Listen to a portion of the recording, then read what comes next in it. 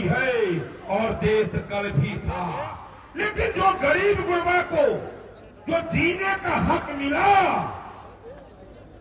जो रोड, बिजली, पानी, सड़क, शिक्षा, चिकित्सा, लॉ एंड ऑर्डर, ये सब कुछ मिला, वो किसके कार्यकाल में मिला? पूरा सभी खुलकर कहेंगे कि दुनिया के सबसे लोकप्रिय नेता, गरीबों के मसीहा, भारत के यशस्वी प्रधानमंत्री जो कहते हैं सबका साथ, सबका विकास, सबका विश्वास, वो करते भी है। और बिहार में हमारे आदरणीय नीतीश कुमार जी, ये एनडीए के कार्यकाल में जब पंचायती राज व्यवस्था के तहत जब हमें अधिकार मिला, तब जाकर के आज मैं जिला परिषद का अध्यक्ष भी मुझे रहने का मुझे अवसर मिला हुआ है।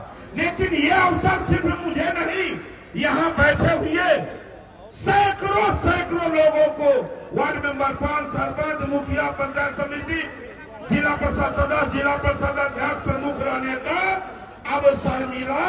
ये तो एनडीए का कमाल है कि हम लोगों को सम्मान पाने का अवसर मिला, और सम्मान के साथ सम्मान पाकर और समाज को भी सम्मानित करने का अवसर मिला।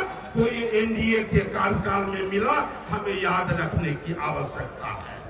कहने के लिए सब लोग आएंगे, कहने के लिए तो आपको आश्वासन का बौछार हो जाएगा जैसे होते आया। लेकिन देखना ये है, मैं कहता हूं केवल नेताओं को ईमानदार होने से ये देश नहीं चलेगा, राज्य नहीं चलेगा। हमें भी ईमानदार होना पड़ेगा। क्या करना होगा कि देखना होगा कि आश्वासन लंबे समय से किसने देते आया और हमें अधिकार किसने दिया। तो जब देखते हैं तो हर सूरत में लगता है कि एनडीए ने दिया। झूठ बोलने के लिए सभी के पास अंबार खुला हुआ है। वोट का समय आया है, जब उसको अवसर मिलता है तो केवल और केवल परिवार के लिए जीता है। और जब अवसर नहीं रहता है, जब अवसर नहीं रहता है, तब जाकर के क्या होता है, केवल और केवल झूठ बोल करके वो अपना फिर से पद पाना चाहता है। इसीलिए आप लोग क्या कहते हैं, आरजेडी का मतलब लोग अब निकाल, लोग कहते हैं, हम नहीं कहते हैं। आरजेडी का मतलब लोग कहते हैं राष्ट्रीय झूठा दल।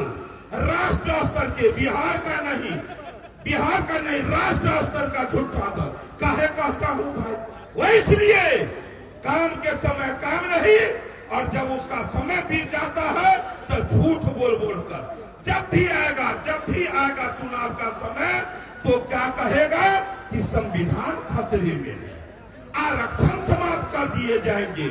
इसलिए आप सबों से करवत निवेदन है कि उस झूठ के गुब्बारे को पहचानना है। और मैं जिस समाज से आता हूं, मैं निषाद समाज से आता हूं, उन्हें भी कहना चाहता हूं, उन्हें भी संदेश देना चाहता हूं कि कुछ भाई कहते हैं कि मेरे समाज में तो कोई ऐसा है ही नहीं कि जिन्हें मैं टिकट दूं। और भारतीय जनता पार्टी को कौन सा चश्मा है कि जब से भारतीय जनता पार्टी अस्तित्व में आया, तब से कैप्टन जय नारायण निषाद को सम्मान किया, अजय निषाद को सम्मान किया, डॉक्टर भगवान लाल सहनी को सम्मान किया, रामचंद्र सहनी को सम्मान किया, नीलम सहनी को सम्मान किया, ब्रजकिशोर बिंद को सम्मान किया, अर्जुन सहनी को सम्मान किया। मुझे भी सम्मान मिला। मुझे कैसा सम्मान मिला कि आजादी के बाद पहली बार किसी अति पिछड़ा के बेटा को नेता प्रतिपक्ष किसी ने बनाया तो भारतीय जनता पार्टी ने बनाया। ये निश्चित रूप से सम्मान का विषय है। एक बात सुनिएगा भाई, आजादी के बाद वोट सभी ने लिया, लेकिन 11 टिकट मेरे समाज को यदि किसी ने दिया तो भारतीय जनता पार्टी ने मुकेश सहनी को दिया।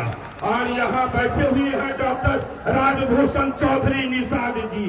ये कैसा भारतीय जनता पार्टी कौन सा यंत्र लगा के समंदर से ऐसे हीरे को निकाल कर लाए कि बिहार में नहीं 4 राज्यों में सबसे अधिक वोट से जीतने वाले में हमारे राजभूषण चौधरी निषाद जी को भारतीय जनता पार्टी ने लाया। इसीलिए किसी के बहकावे में नहीं आना हो और एनडीए के उम्मीदवार भाई अशोक सिंह जी को भारी बहुमत से जीताकर एक बेहतर संदेश अगले चुनाव के लिए देना है। ऐसी संकल्प के साथ आप यहां से जाएंगे, यही याचना करते हुए अपनी वाणी को विराम देता हूं। जय हिंद, जय भारत।